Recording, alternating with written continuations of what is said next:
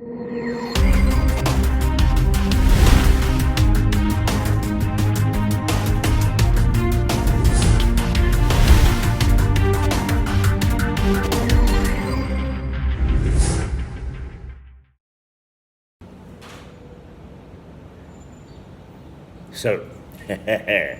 the showdown is over, and the Alliance have come out with a victory, at least for the moment.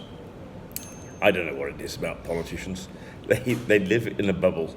They don't really know what's going on outside, and they expect us to believe everything that they say.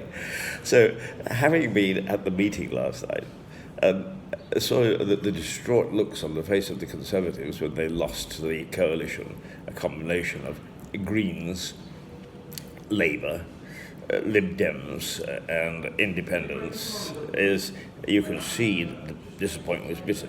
In fact, in the eyes of their leader, I thought I saw a little tear. But now that the other lot are in, and they're all mostly inexperienced, it's have they changed their spots within seconds? Oh, the only motion on the floor was a Green motion. It was a good one. I'm not arguing with the motion, and it was for New Haven, and New Haven quite often feels left out of things. But the change, once it happened and once this motion was through, was just raced through. The meeting was over within an hour. And talking to them afterwards is, I've asked several questions, and first of all, there's the pretense is, oh yes, weren't you the person that got in touch with us? Yeah, you sat next to me at the last council meeting of the year. You expressed your despair at the cabinet system, which I think, and you thought at the time, was iniquitous. And now can I just have a little chat to you? Well, yes, of course you can. And because we're a web-based television service, they think that we're all amateurs. I've been to more council meetings than they can put together in a month of Sundays. I've covered more parliaments than they have. I've discussed things with more politicians than they have. And somehow they seem to think they can pull the wool over their eyes. Is this coalition going to last? Of course it is. Oh, yes, of course. Yeah, well, coalitions have a habit of not lasting for very long once you start to fall out. Oh, that's not going to happen. No, talk about idealism. For the moment, they're the flush of victory. And even the politicians that I would consider to be sensible, like Ruth O'Keefe, even she was defensive. She changed her spots too, which is a bit of a disappointment to me. And our own Stephen Catlin he'll do a punchy piece later in the week. But for the moment, even he is saying, well, give it a chance. Yes, I agree. We'll give it a chance. Maybe this time it will work. But I can't find any difference in their approach. Are you satisfied with the executive, with the officers? Well, we want open government and so on. Yeah, but and I know that on the street, nobody can get through on the phone, etc. But we've got to sort of devise things, and we'll have meetings about it and so on. So, they're going to do a lot of meetings, believe me. But nobody will say what their policy is going to be. They're supposed to have had all sorts of meetings so they can agree on their policies, but they're not stating them. They're not saying what they're going to do. Or we've got to have more meetings. So it's a big disappointment once what I thought might be a sparky opposition had overturned the norm, and it was an interesting victory, because I think it came out at about 22 votes to 17 in favour of changing the council leader, and that actually then meant, which we were all waiting for, that the council leader the new council leader then can appoint her own cabinet, and everybody was sacked. Goodbye, here's the boot. Thank you for all your good work. Well, it's the sort of thing that they think that fools everybody. But the fact of the matter is, they weren't saying anything different, and I was waiting for that.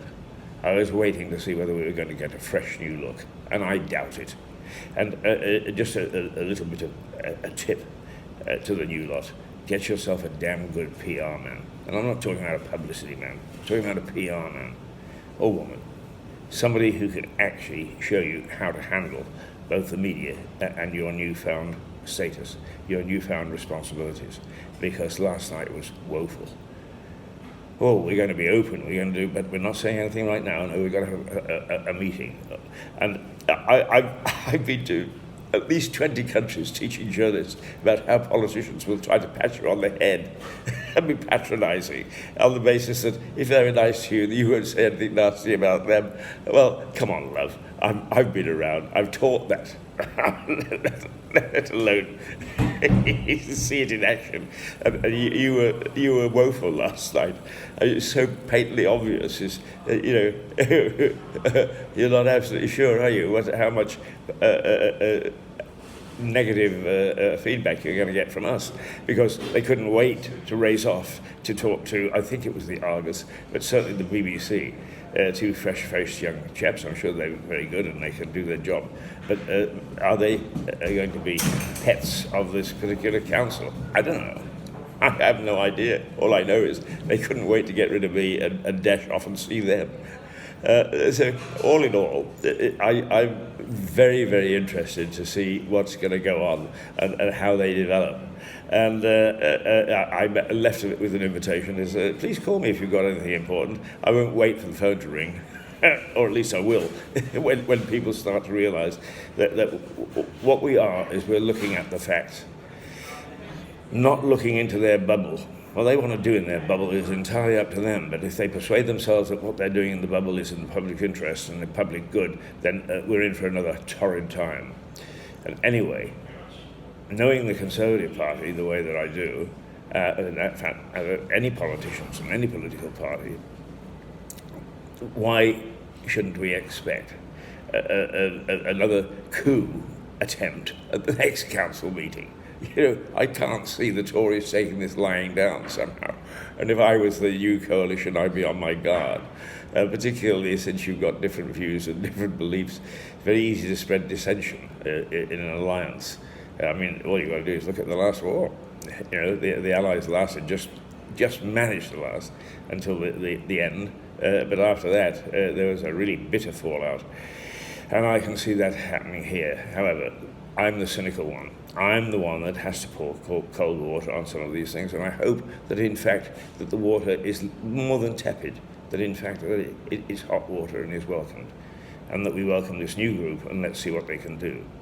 But as a long-time political observer, I got me doubts, and it'll be interesting to see how we go as we go along. So that was what happened last night. But the telling comment was, as usual, I called into the pub to have a pint afterwards, and I bumped into somebody that I admire and like and think is very perspicacious, if that's the right word. And he made a comment that I've made many a time, and I'd forgotten that I was taking this particular line, and that is, party politics has no place in local government. In fact, if anything, it wastes time that you and I are paying for. So, party politics, if somebody came up and said, we're going to do away with that, and there have been successful cases in the past where party politics has been dismissed. Well, what a rant. And let's hope that my cynicism is not matched by the actions of the new council. But they got a long way to go, and they've got to learn a lot. Don't palm off the professional observers going away, rubbing your hands and saying, oh, that was easy. Thanks. You've got to deliver, councillors. You've got to deliver. The last lot didn't deliver, and I think they paid the price. You deliver, or you'll pay the same price. Oh, I can see my little ball. I look into the future, glistening and saying, come on, say something more. But I think that's enough. And we will be doing a little mini doco on last night, later in the week, when we've got time to get to the editing suite and not chase the other things that are happening in our quite interesting society. So for the moment, this is Keith Hayes, Mirador Television, broadcasting out of the Runaway Bistro on Lewes Station, where the coffee is absolutely superb and the staff are wonderful. Until tomorrow, when I shall be back at approximately the same time. And the rest of this week, we have reports from Rupert Lloyd-Thomas in Canada. We have reports from Anwar and Adam in Lewes. We have a feature which comes from our friends in Battle, and we have other people. Paul Miles will actually do a spot on the new garden, the new Peace Garden. So we've got plenty coming up. So keep an eye open, keep a tap in, and perhaps you'll see something that you like. In the meantime, you just have to put up with my face. And so until tomorrow, toodle pip.